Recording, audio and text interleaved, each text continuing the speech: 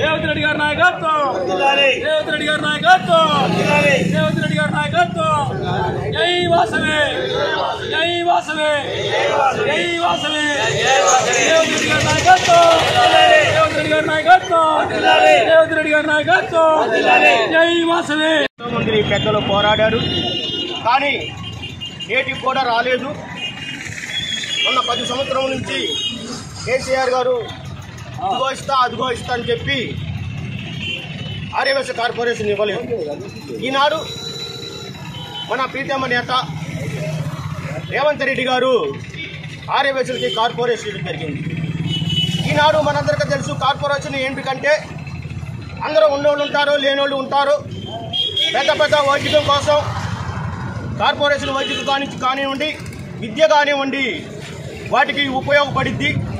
ముఖ్యంగా ఆర్యవైశ్యుల్లో కూడా చాలామంది దళిత కుటుంబాలు ఉన్నాయి కాబట్టి నిరుపేద కుటుంబంలో చాలామంది ఉన్నారు, దరిద్ర రేఖను దిగువ ఉన్న కుటుంబాలు కూడా ఉన్నాయి.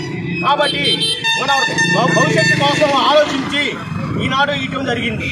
కాబట్టి ఈ రేవంత్ రెడ్డి గారు, పిసిసి అధ్యక్షులు రేవంత్ రెడ్డి గారు, మల్లు బట్టి విక్రమార్ గారు, తుమ్మల నాగేశ్వరరావు గారు, పొంగులేటి శ్రీనివాసరావు గారు, మన ఎమ్మెల్యే గారు అందరికి శుభాకాంక్షలు తెలుపుతూ ఈనాడు ఇంకా వైభవంగా జరిగింది.